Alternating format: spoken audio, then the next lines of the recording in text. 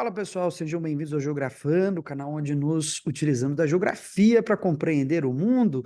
Hoje vamos conversar aí um assunto um pouco polêmico, não sei, né? Mas existe imperialismo russo? Bom, para alguns o tema está mais do que resolvido, mas de diferentes formas, não é? Alguns vão pensar que esse imperialismo existe e outros que não.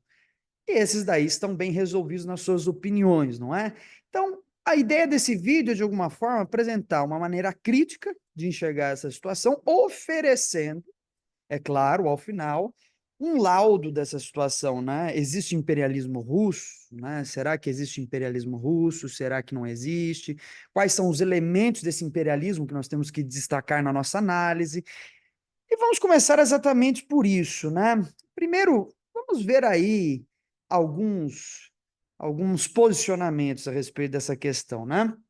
O PCO, ele tem diversas vezes emitido, né? O Partido Comunista, o Partido da Causa Operária, tem diversas vezes se posicionado fortemente nessa ideia de que não há imperialismo russo, que, portanto, o que ocorre na Ucrânia é uma guerra de defesa, sendo uma guerra de defesa, ou em outros termos, alguns colocam como uma guerra preventiva, dado o fato de que a OTAN vem se expandindo, né, de maneira inconsequente até as fronteiras russas, muitos vão utilizar esse argumento para dizer que realmente o conflito com a Ucrânia não é necessariamente um conflito imperialista, já que se trata de uma defesa do território russo.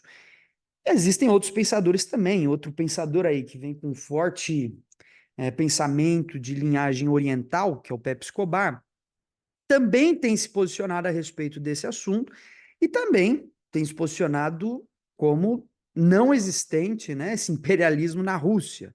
Mais uma vez, é uma guerra de defesa, é uma guerra preventiva e que, portanto, os russos não são imperialistas. Primeiro aqui, algumas questões que nós precisamos pensar.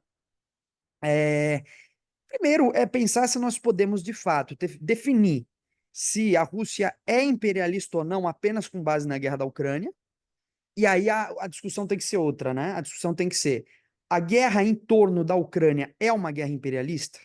Tem que ser essa questão. Ou nós podemos fazer uma outra pergunta: a Rússia é um país imperialista? Aí, é claro, nós temos duas questões que envolvem aspectos muito diferentes, né? Uma é mais localizada em relação ao conflito que vem ocorrendo, e outra tem uma abrangência muito maior, né? Diz respeito à prática internacional russa, como ela se desenvolve historicamente e hoje na atualidade, como ela tem ocorrido. Então, nós precisamos aí de dois pontos muito importantes. Primeiro, fazer uma espécie de paralelo histórico, retomando então a história russa para ver se há precedentes nesse tipo de argumentação.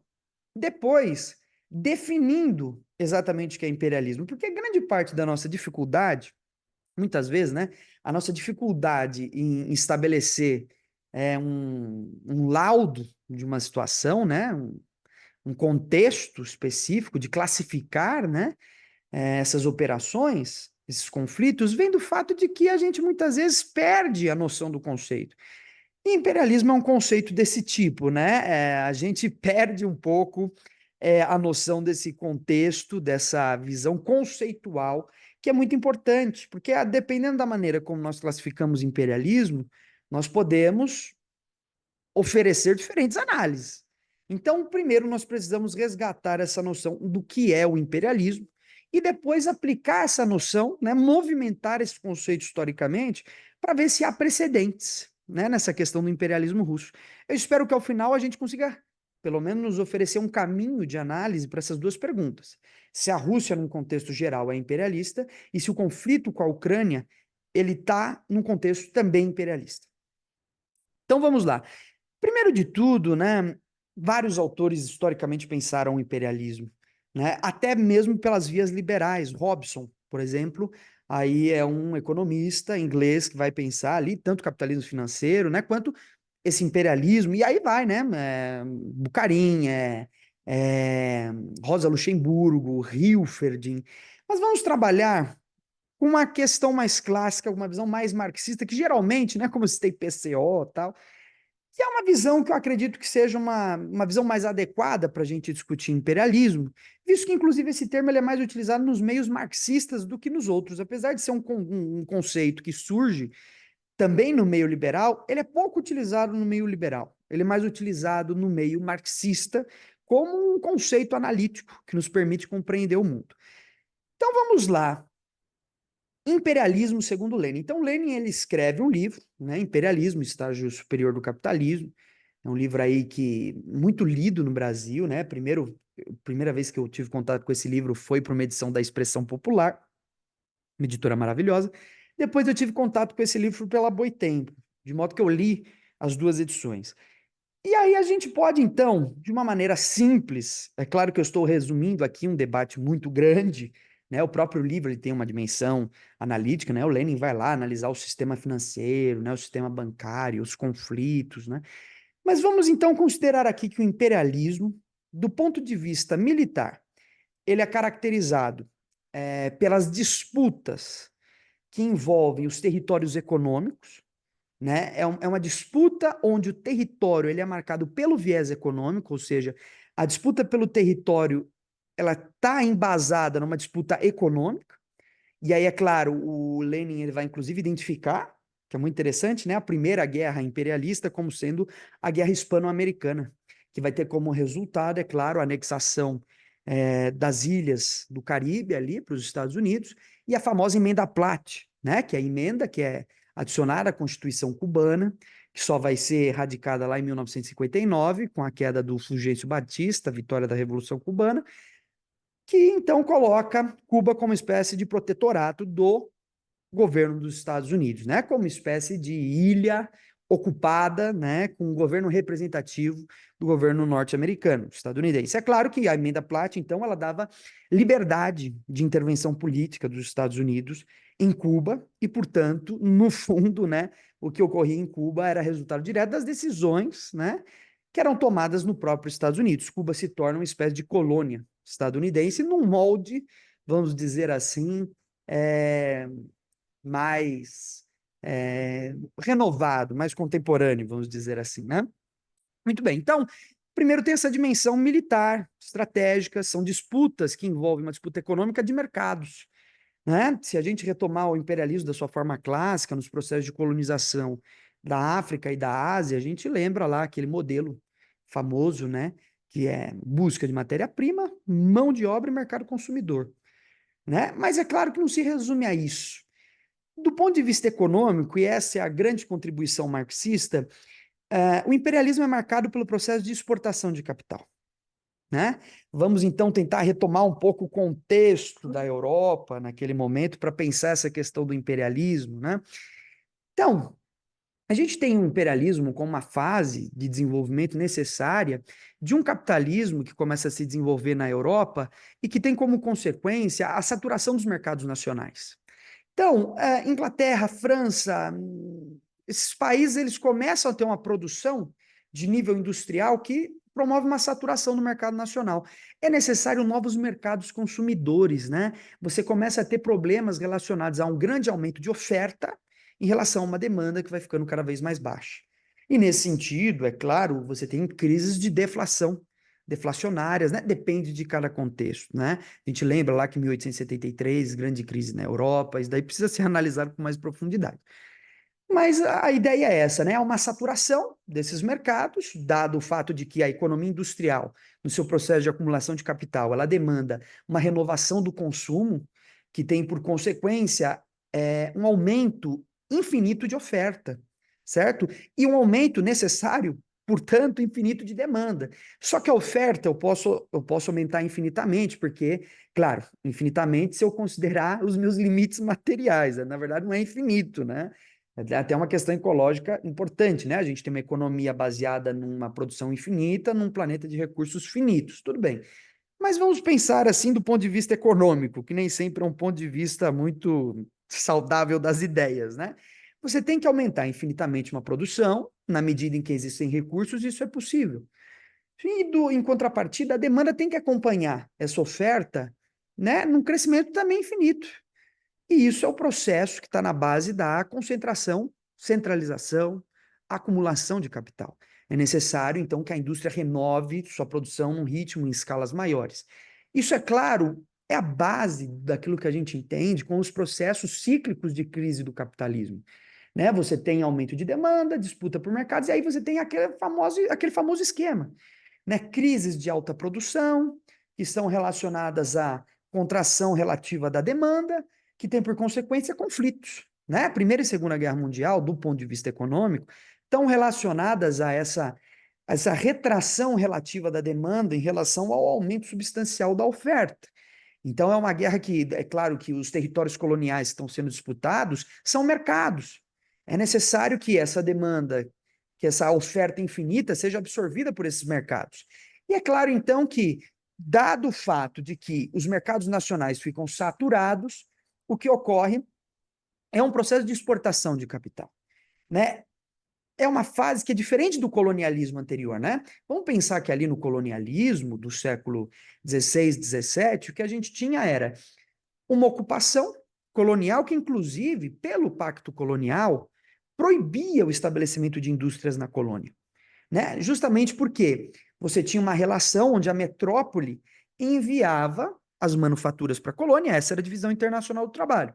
A metrópole enviava manufaturas para a colônia enviava matéria-prima para a metrópole, e é assim que se dava essa relação. Esse é o famoso pacto colonial. Tanto que quando se quebra o pacto colonial, acaba a dominação da metrópole sobre a colônia, pelo menos desse ponto de vista, vamos dizer assim, de maneira mais restrita, né? Porque existem outras formas de dominação econômica, mas de uma maneira geral se quebra essa dominação. Então, no colonialismo clássico é isso. Nesse novo colonialismo, que a gente chama de neocolonialismo, e que está intimamente relacionado ao imperialismo, o que a gente tem, portanto, é agora um processo onde se exporta capital, onde se fazem investimentos em infraestrutura em outros países, onde indústrias são levadas para outros países com investimentos. Vamos lembrar, então, também a definição de capital, né? Como Marx vai definir capital, que eu acho que é uma definição que até hoje é muito válida, né? O Marx ele vai dizer o seguinte: o capital é uma relação social, não é uma coisa, né? É uma relação social expressa em coisas, está lá no capital. Quer dizer, a mercadoria é a forma, a expressão pela qual certas relações sociais de produção materializam a própria relação. Então, o capital, antes de tudo, é uma relação. E quando a gente fala, então, de processo de exportação de capital, nós estamos falando, então, do processo pelo qual indústrias vão se estabelecendo nesses outros países, dada a saturação desses mercados nacionais, novas formas, novas relações de trabalho são instituídas, tanto pelo assalariamento, quanto pela adequação dos modos tradicionais de produção, né? Tem o José de Souza Martins, é um que vai discutir muito isso, né? Pega lá o Cativeiro da Terra.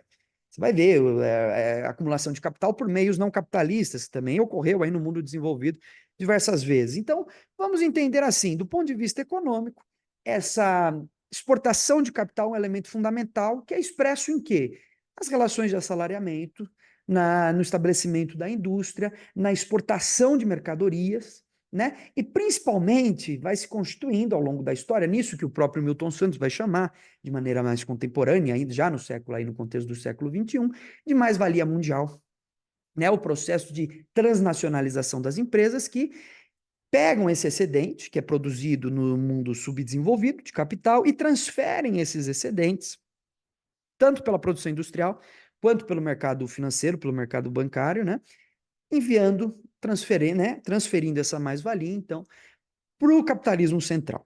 Né? Isso daí, então, é uma maneira clássica da gente enxergar esse processo. É claro que aí entra o próprio sistema financeiro como um elemento fundamental do imperialismo, que o próprio Lenin já está analisando, e hoje, de maneira contemporânea, novos mecanismos, mercados de ações, a sociedade anônima, por aí vai. Mas eu queria Vamos, então, nos atentar pelo menos a isso, né? Trata-se, então, de duas dimensões do imperialismo. Uma dimensão militar, que envolve essa dimensão econômica, que é a disputa por mercados, e uma dimensão econômica, que é o processo de exportação de capital. Notem que essa relação ela mantém uma certa intimidade, não é? As disputas por mercado são condições necessárias para os impasses de exportação de capital. Ou seja, se eu não consigo exportar capital, se há um impasse, muitas vezes as potências capitalistas se dedicam justamente ao conflito, né? Vamos então, uma guerra declarada, a gente invade o país, a gente abre sua atividade comercial para os nossos interesses, não é? Então, é claro, há uma relação íntima entre essas duas coisas que precisa ser observada, e hoje há, inclusive, diferentes formas na geopolítica, não mais intervenções diretas. Hoje, por exemplo, existe a guerra híbrida, que é uma outra maneira de fazer esse tipo de intervenção.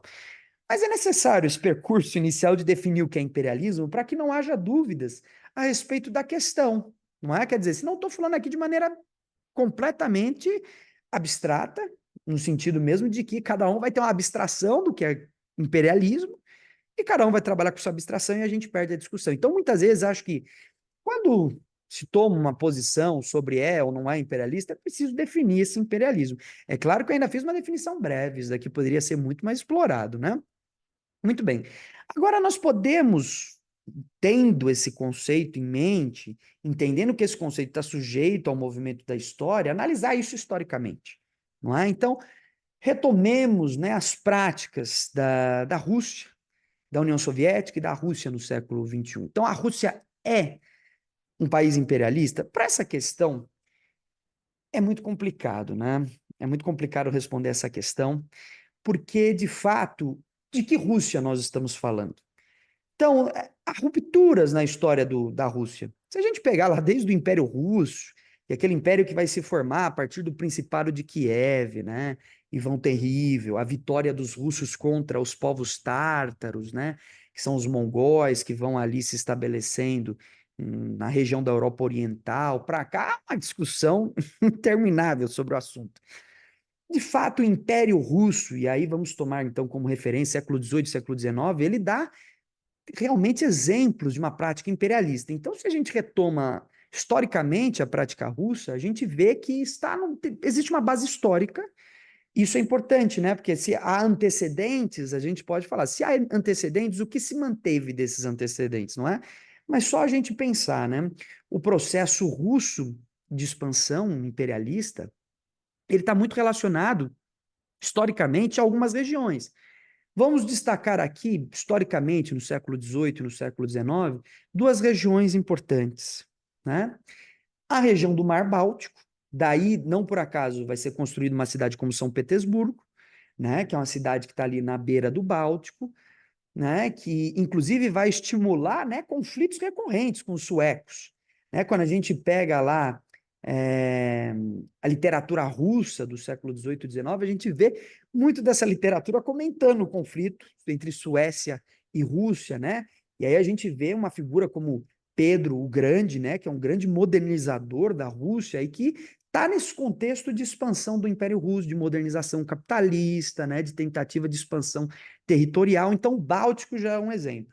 O segundo exemplo é justamente o Mar Negro, né? Historicamente, os russos sempre tiveram grande interesse no Mar Negro. E aí, é claro, a gente já encaminha para pensar algumas questões da Ucrânia, né? Historicamente, esse interesse russo sobre o Mar Negro, ele foi recorrente, né? O Mar Negro, e por que os dois, né? O próprio Mackinder, se vocês pegarem lá, o livro Ideais Democráticos e Realidade, um livro que foi traduzido aí recentemente para o Brasil, um livro leitura obrigatória para quem quer entender o mínimo da geopolítica, a gente vê o quê? O Mackinder, ele coloca exatamente essa questão, né? Então, o quanto estratégico é esse território, né? Quer dizer, o Báltico e o Mar Negro. O Mackinder já percebe isso.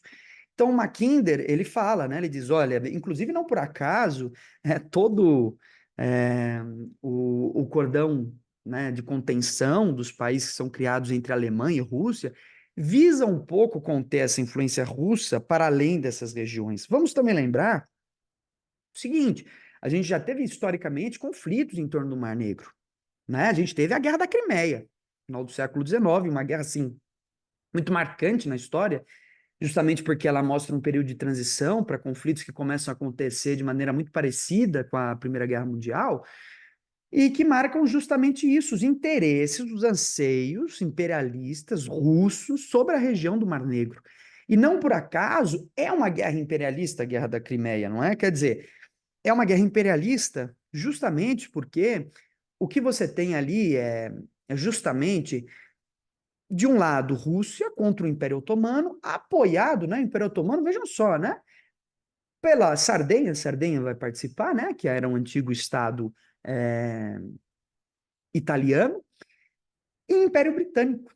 Então vejam só, o que o Império Britânico está fazendo tão longe de casa? Garantindo, assegurando, né, que os russos não tomem esse mercado. É uma guerra imperialista, não é? Então, esse interesse russo pelo Mar Negro, ele é histórico, ele é antigo, né? Desde o catanato da Crimeia, que era então um catanato que era subserviente aos interesses otomanos, desde esse período, há forte interesse dos russos em ocupar aquela região.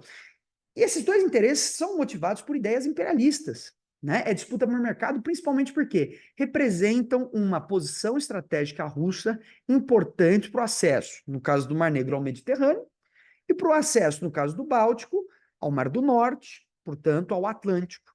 Né? Ou seja, são maneiras dos russos atingirem os mares, como quem já leu Mackinder sabe que a ideia da Inglaterra foi sempre conter esse avanço, e que, portanto, são regiões de interesse imperialista nesse sentido de conquista de mercados, novas rotas comerciais, né? Novas formas de contato com o comércio exterior.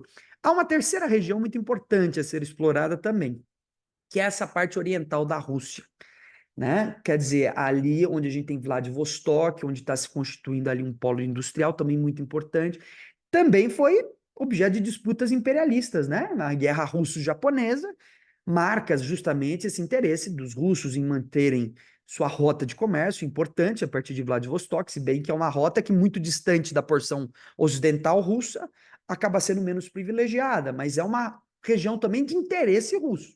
Né? E os japoneses vão disputar essa região de interesse também, por causa da Manchúria, as reservas de ferro, reservas de carvão que existem ali na região, que são importantes. Então, há esse precedente histórico. Há esse precedente histórico. Entrando agora já na Rússia soviética, é claro que hoje a gente tem, inclusive, mais dificuldades, né, de entender. Agora, o que eu destaco na Rússia soviética, mas dificuldades eu digo no sentido de que, sendo socialista, é, eu tenho dificuldade de associar imperialismo com uma prática socialista, visto que agora as relações de capital, elas deixam de existir, não é? Então, seria uma outra discussão que, em momento oportuno, nós até podemos fazer. Mas eu destaco ali no período soviético um grande interesse também na Ásia Central, que também é um interesse da Rússia no seu período imperial. Né? A Ásia Central também é um ponto muito disputado, né? A Ásia Central é um ponto muito disputado justamente pelo Mar Cáspio, e aí as reservas de gás natural. Logicamente que os russos já entendem a Ásia Central como um mercado ocupado, como governos aliados, e não por acaso Estados Unidos recorrentemente vem tentando desestabilizar a região, né? Estabilizar a partir do Cazaquistão, do Turcomenistão, do Afeganistão. Então, assim, deixamos em suspenso, por enquanto, essa discussão sobre o imperialismo na fase soviética.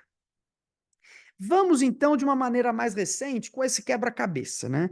Há um interesse histórico russo que envolve pelo menos 4 regiões aí que estão, se vocês repararem bem, contornando as bordas desse território russo, né?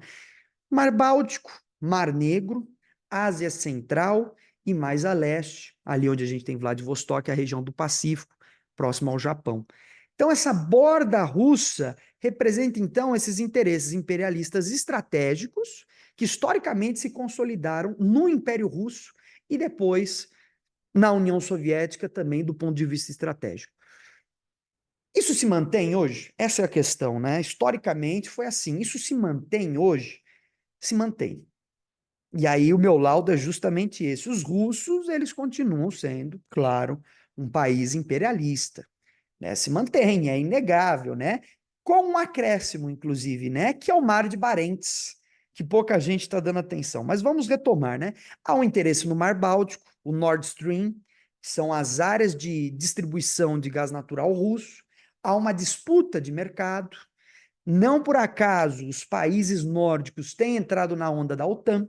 Finlândia, Suécia, Noruega estão entrando para a OTAN, num processo então de garantir a dominância sobre aquele território, né?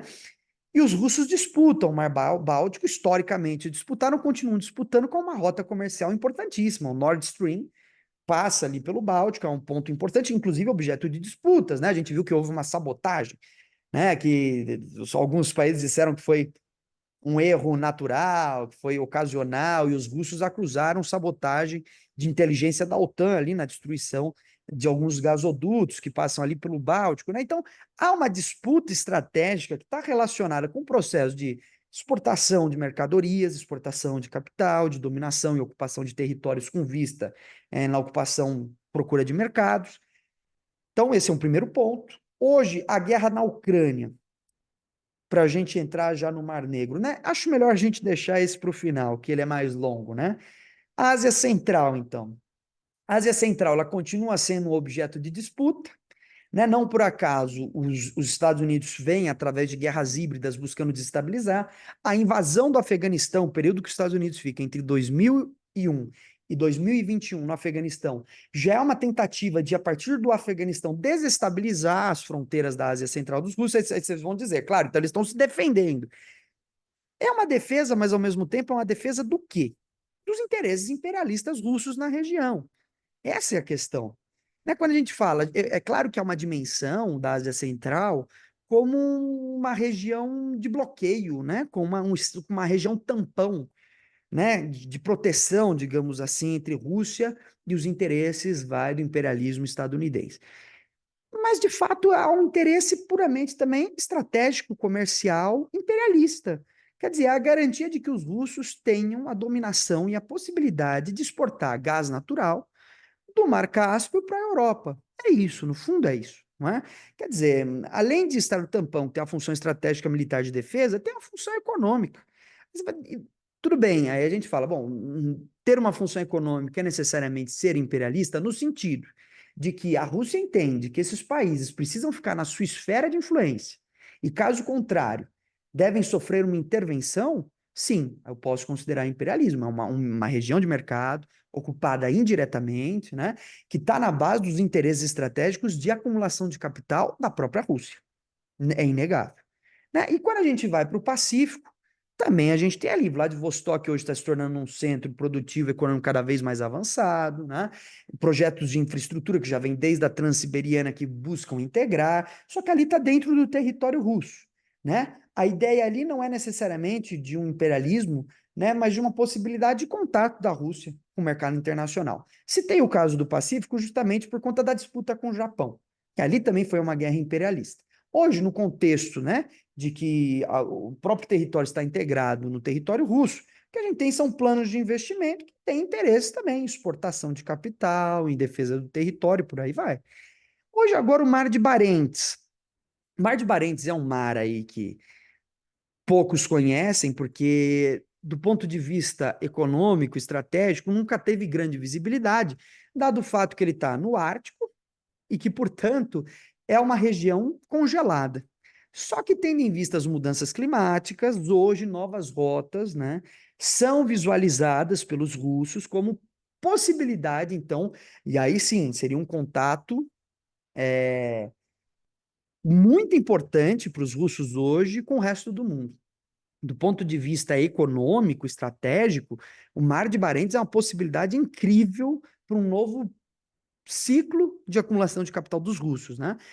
É um mar que possibilitaria, então, um contato direto com o restante do mundo, né? E que, portanto, está na porção também ocidental russa, que é a porção realmente ocupada pelas indústrias, pela população, pelos investimentos, né? Porque muito se fala, bom, mas os russos têm um Pacífico, mas a distância para você, né?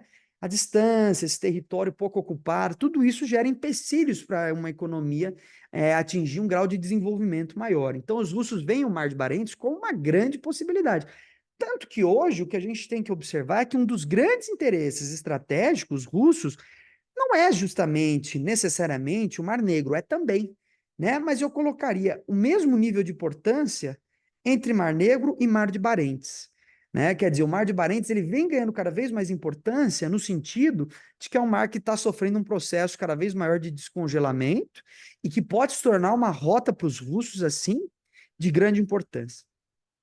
Então, todos esses elementos colocados aí no mapa geopolítico russo, né, A região do Báltico, a região de Barentes, a região da Ásia Central, são alguns dos elementos russos estratégicos que podem ser classificados a partir de uma visão imperialista, de uma disputa de mercado, né, de um processo de exportação de capital, né, de investimentos, por exemplo, na infraestrutura cazaque, né, para um melhoramento da distribuição desse gás natural a partir de gasodutos russos, a partir das empresas russas, né, Gazprom, que faz essa extração, né, quer dizer, você tem empresas russas trabalhando na exploração, na exportação desse gás natural direto do Cazaquistão. Isso é tipicamente um processo imperialista. Eu vejo isso de uma maneira tão clara que eu não vejo como não classificar dessa forma, né? É claro que aí, quando a gente vai discutir China já, quando a gente coloca um parâmetro, a gente vê que muda. Não dá para dizer, o imperialismo. A gente tem que fazer mais ou menos, né, uma espécie de separação. Há práticas do imperialismo russo, há práticas do imperialismo estadunidense, e como vamos ver, há práticas do imperialismo chinês. E a gente tem que analisar que práticas são essas, há graus, né? Há graus diferentes dessas práticas imperialistas, e é isso que a gente tem que buscar analisar. Sobre a guerra da Ucrânia, de fato se trata de uma guerra que envolve eu classificaria, né, se bem que a gente tem antecedentes, mas seria possível, de uma certa maneira, classificar, né, até pelos antecedentes, como uma guerra preventiva. Vamos lembrar que preventiva, fundamentalmente, por quê? Pelo principal, que foi o movimento Euromaidan, né, que surgiu ali na Ucrânia, que foi uma guerra híbrida estadunidense, que derrubou o Viktor Yanukovych, colocou no lugar ali, na sequência dos atos, né, o Zelensky, que é um presidente aí pró-Ocidente, que inclusive vai entrar em conflito com as porções russas da Ucrânia. Já havia um conflito declarado entre o governo ucraniano e as porções russas da Ucrânia, principalmente, né, as regiões do leste da Ucrânia, né, e a região da Crimeia, que por plebiscito, por voto popular, acabou sendo anexada ao território russo. Há de fato uma espécie de ação preventiva no sentido de que os russos entendem que a entrada da OTAN representa uma ameaça direta à Rússia e não estão errados.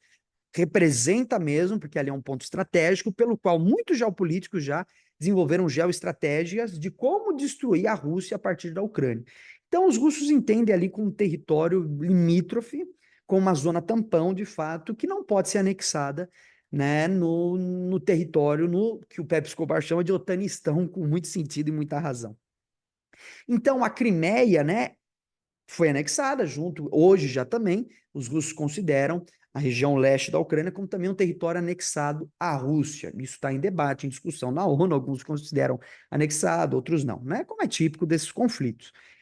Então, qual o interesse? Mesmo sendo uma guerra preventiva, há um interesse? É uma guerra imperialista em qual sentido, portanto? No sentido de que, no fundo, o conflito entre OTAN e Rússia, para além de um conflito estratégico, né, é isso que a gente tem que pensar. A gente não pode pensar, por exemplo, o Mackinder, que vai trazer muita questão. Inclusive, o Mackinder traz muita questão econômica, que muita é deixada de lado. Mas a gente não pode entender essa guerra como uma guerra simplesmente estratégica, de territórios. Qual é o fundo? Há, no fundo, uma intenção econômica, não é? E quem negar isso vai estar negando a história, a realidade do século XX, do século XXI, a realidade do capitalismo. Então, não há possibilidade de não se enxergar com uma disputa imperialista, certo? Há uma disputa que é o quê? A preservação da Ucrânia. Por que que OTAN e Rússia, historicamente, é claro, há um contexto da geopolítica internacional, né, de que própria visão do Mackinder vai colocar, de que esse território deveria ser ocupado no sentido de conter os russos, e é claro, há uma disputa por hegemonia, né? Mas essa disputa por hegemonia, no fundo, é uma disputa para garantir os direitos econômicos sobre o restante do mundo, certo? Há um pensamento que muitas vezes é levado a considerar o quê? Bom, é uma disputa para ver quem derrota o outro primeiro, porque são inimigos históricos. Muito bem, os russos querem se expandir pela Europa e o Ocidente quer conter os russos. Então, isso necessitaria, demandaria recorrentes intervenções no sentido de conter esse poder. Tudo bem, né? Haveria então uma dimensão histórica, e aí até uma dimensão coloca uma certa teleologia, né, de um movimento natural da história, que às vezes é muito complicado de se pensar dessa maneira. Numa perspectiva crítica, né, que tem o Mackinder como referência, a gente não pode simplesmente chegar e dizer, então é porque um quer se sobrepor ao outro e por isso um precisa intervir contra o outro continuamente no sentido de impedir a hegemonia do outro. Essa hegemonia, no fundo, ela está motivada por algum interesse. Não é? Eu entendo que um sente o risco do outro como latente e que por isso um tem que sempre intervir sobre o outro. Mas essa preservação, no fundo, não é uma preservação unicamente de uma soberania, mas de interesses econômicos, não é? Quer dizer, não é uma preservação, há uma dimensão de soberania inegável que a gente tem que observar e que está cruzando esse conflito. E que em alguns momentos ela pode se sobrepor a outros interesses. Acho que na guerra da Ucrânia fica muito latente essa questão de soberania. Um busca sempre derrubar a soberania do outro, porque um sempre quer manter a hegemonia sobre o outro. E aí, nesse sentido, muitos dos aspectos econômicos ficam deixados de lado.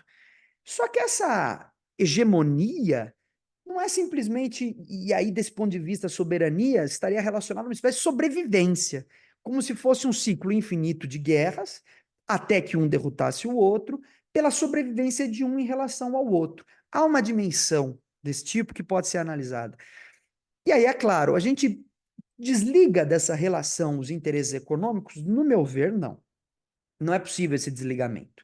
Eles agem, de certa maneira, em consonância, né? Às vezes mais pelos interesses de uma soberania, às vezes mais pelos interesses econômicos, mas fundamentalmente no desenvolvimento capitalista que a gente tem, e a Rússia é um país capitalista, os interesses do Estado capitalista se relacionam com os interesses da soberania.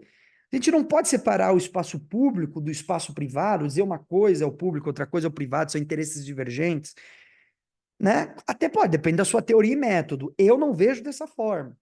Há uma consonância entre interesses públicos e privados. O Estado nada mais é do que a gestão dos negócios da burguesia. E, portanto, mesmo quando os interesses são de soberania, eles, no fundo, estão representando interesses econômicos, não é? Claro que aí a gente entraria, por exemplo, na ideia de coerção, coação, que está lá no David Harvey, né, o novo imperialismo e tal. A gente tem uma discussão enorme sobre isso, né? O Habermas vai falar do espaço público, espaço privado, tal. Há uma discussão enorme, né? Mas para agilizar ela, esse é meu ponto de vista. A gente tem que pensar, segundo uma teoria em método marxista, essa união entre interesse público e privado é uma união conflitante. Não quer dizer que há uma união que é uma união uníssona, né? Que trabalha em perfeita harmonia. É conflitante.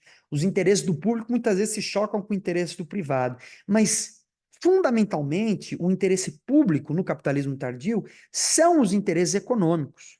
Mesmo num país como a Rússia, que hoje se defende da prática neoliberal, mas que já sofreu com ela no seu passado, principalmente ali na transição da União Soviética para o que ela é hoje, mesmo nesse caso, há inegavelmente uma dimensão, você pegar as empresas russas, há um grande interesse, né? Como eu já disse, na exploração do gás natural, na produção industrial, nas rotas comerciais mais interessantes a partir do Báltico e do Mar Negro, a Crimeia, por isso, é uma zona importantíssima para os russos, é uma zona estratégica, não é?